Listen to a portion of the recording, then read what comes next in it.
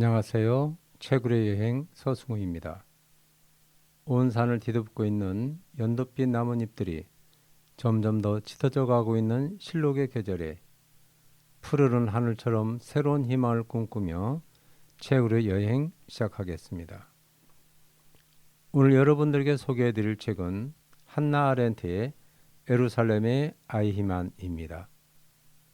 악의 평범성에 대한 보고서라는 부호제가 붙은 이 책은 악의 문제에 대한 20세기의 가장 중요한 철학적 기여로 평가받고 있습니다.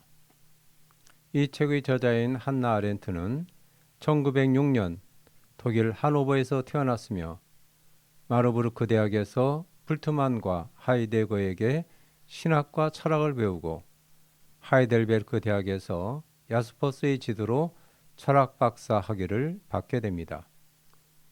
그러나 유대인이란 이유로 교수 자격을 금지당하고 프랑스로 망명했다가 다시 미국으로 망명하여 전체주의의 기원이라는 책을 발간하면서 본격적인 정치 사상가의 길을 걷게 됩니다.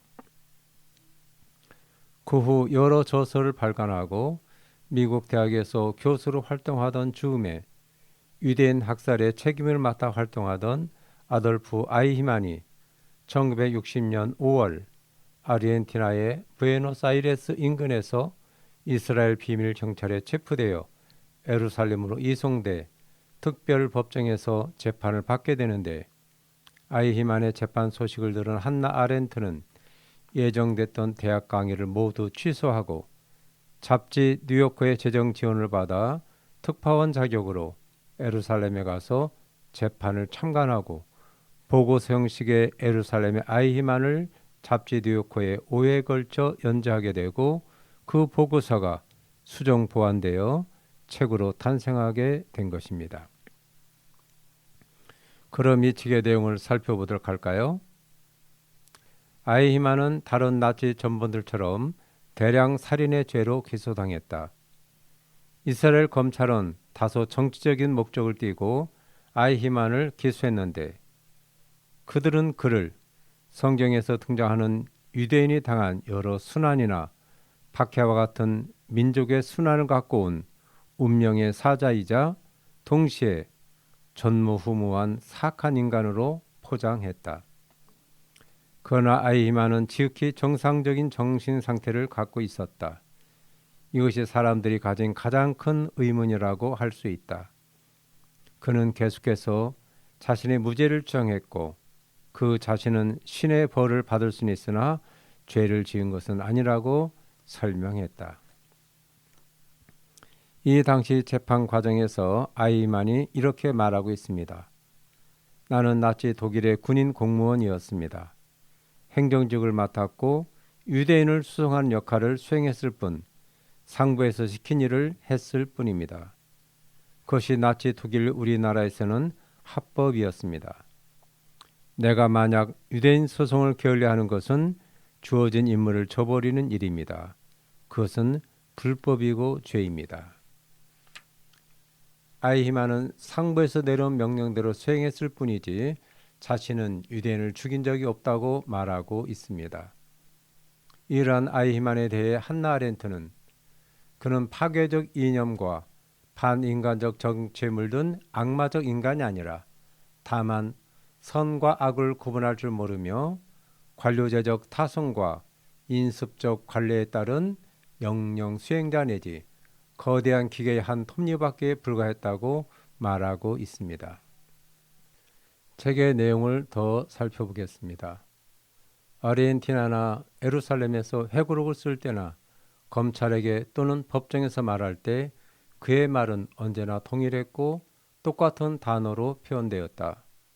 그의 말을 오랫동안 들으면 들을수록 그의 말하는 데 무능력함은 그의 생각하는 데 무능력함, 즉 타인의 입장에서 생각하는 데 무능력함과 매우 깊이 연관되어 있음이 점점 더 분명해진다. 그와는 어떠한 소통도 가능하지 않았다. 이는 그가 거짓말하기 때문이 아니라 그가 말과 다른 사람의 현존을 막는, 따라서 현실 자체를 막는 튼튼한 벽으로 에워싸여 있었기 때문이다. 아이만에게는 명령에 복종하는 것만이 중요했습니다. 그런데 복종하기 위해서는 사유를 배제해야만 했습니다. 내면의 목소리부터 촉발되는 양심은 사유가 배제됨으로써 버려지게 됩니다. 결국 그의 말에서 우리는 그의 내면의 목소리도 사유도 찾아볼 수 없게 됩니다. 그것은 행정 업무와 명령과 연관된 말 이외의 말하는 능력을 상실한 그의 모습에서 발견할 수 있습니다. 이러한 말의 무능력은 사유의 무능력과 타인에 대해 공감할 줄 모르는 무능력과 관련이 있다고 한나 아렌트는 말하고 있습니다. 이 책의 끝부분에 나와 있는 사형 집행 직전의 상황을 읽어보겠습니다. 그는 잠시 후면 여러분, 우리는 모두 다시 만날 것입니다. 이것이 모든 사람의 운명입니다. 독일 만세, 아르헨티나 만세, 오스트리아 만세, 나는 이들을 잊지 않을 것입니다. 라고 말했다. 죽음을 앞두고 그는 장례 연설에서 사용되는 상토를 생각해냈다. 교수대에서 그의 기억은 그에게 마지막 속임수를 부렸던 것이다. 그의 정체는 의기양양하게 되었고 그는 이것이 자신의 장례식이라는 것을 잊고 있었다. 이는 마치 이 마지막 순간에 그가 인간의 연약감 속에 이루어진 이 오랜 과정이 우리에게 가르쳐준 교훈을 요약하고 있는 듯 했다. 두려운 교훈, 즉 말과 사고를 허용하지 않는 악의 평범성을. 이러한 아이히만에 대해 한나 아렌트는 이렇게 분석하고 있습니다. 나는 재판에 직면한 한 사람이 주연한 현상을 엄격한 사실적 차원에서만 지적하면서 악의 평범성에 대해 말한 것이다.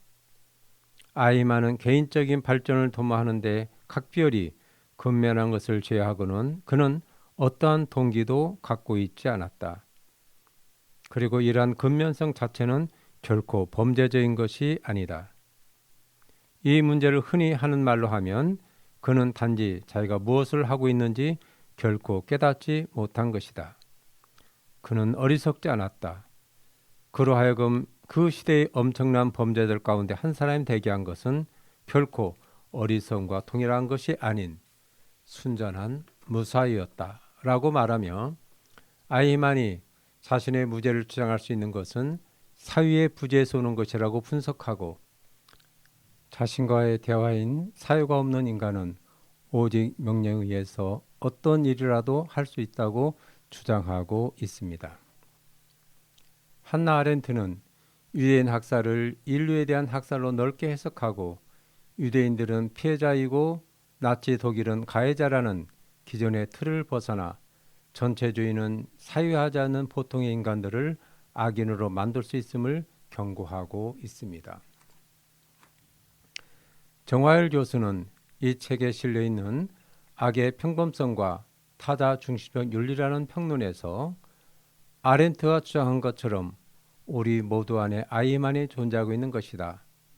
기술, 특히 미디어의 기술이 우리를 더 1차원적으로 심지어 전체주의적으로 만들고 있다.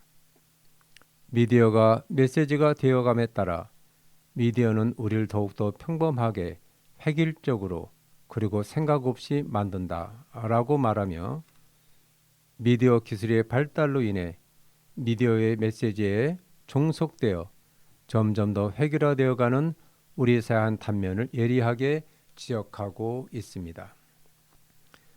우리는 이 책을 통하여 악이란 비판적 사유의 부재라고 규정할 수 있으며 이러한 비판적 사유의 부재는 평범하고 선량한 듯한 사람들 속에서 사물과 타자에 대한 잘못된 편견과 이해를 당연하고 절대적인 것으로 만들어버리며 결국 자신도 모르게 개인적 또는 구조적인 악에 가담하게 되는 위험성이 있음을 알게 됩니다.